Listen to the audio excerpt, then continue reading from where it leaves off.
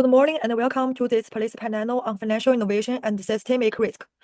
My name is Chen Xizhu, and I will be moderating today's simulated central bank hearing.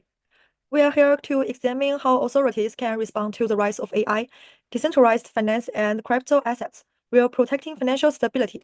I'm joined by four expert panelists: a representative from the Reserve Bank of New Zealand, the Honorable Finance Minister, a fintech executive, and a consumer advocate. Together, we will explore how New Zealand can stay competitive while managing systemic risk.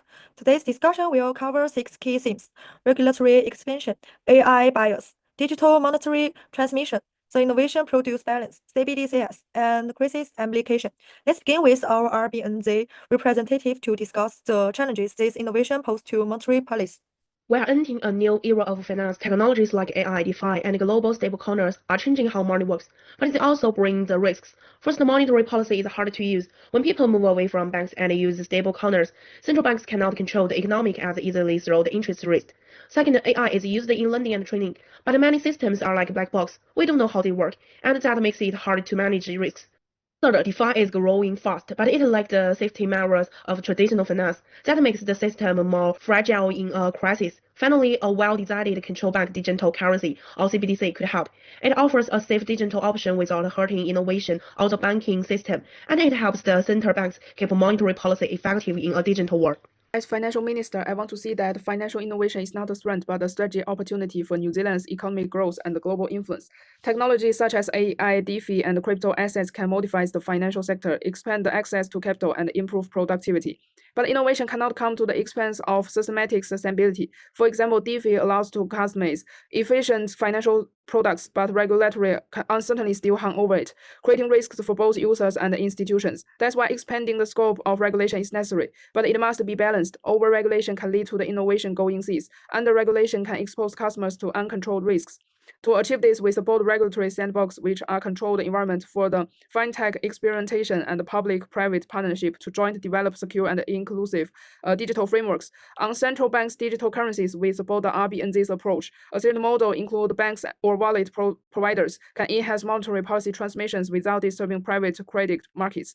New Zealand must remain global competitive, which requires clear law, investments in digital literacy, and continued collaborations. As a government, our job is to balance the innovation, trust, and ensure that both are strong together. A DeFi developer, I support a blockchain-based financial system grounded in transparency, inclusion, and programmability. Yet as a financial innovation, DeFi must also confront systemic risk. With AI increasingly integrated, concerns over algorithmic bias are raising. We advocate explainable models, open data, and independent oversight to ensure fairness. The 2023 collapse of Silicon Valley banks shows how digital age risks can outpace the regulatory capacity.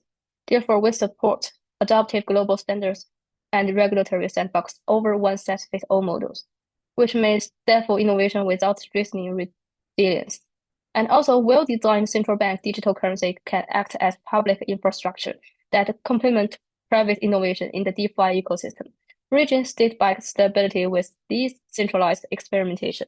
Calls for broader regulatory perimeter growth. We must ensure decentralized platforms and crypto intermediates adhere to the same consumer protections as traditional banks, lessening dispute resolution and minimum reserve to guard against fraud and counterparty failure. At the same time, black box credit scoring models can unknowingly embed bias and deny fair access to loans. We must mandatory explainability standards, regular third-party audits, and an appeals mechanism so consumers can challenge automated decisions. Furthermore, existing steps shouldn't be bypassed by new financial products. Before being made available to small enterprises, families, and regular savers, all new instruments must undergo extensive evaluations and have sufficient capital buffers. Finally, regulators must mandate resolution plans, backup systems, and ensure safety nets to contain tech failures like smart contract bugs, hacks, or stablecoin defects, and safeguard financial stability. Thank you to all our panelists for their insightful contributions.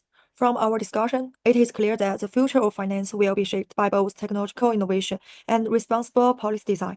We have heard how CBDCs can support monetary policy, how DeFi can drive inclusion, and how regulatory clarity is essential for safeguarding consumers and investors.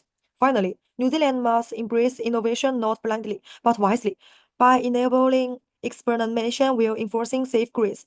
Striking this balance will be key to building a digital financial ecosystem that is both competitive and resilient. Thank you again for joining us.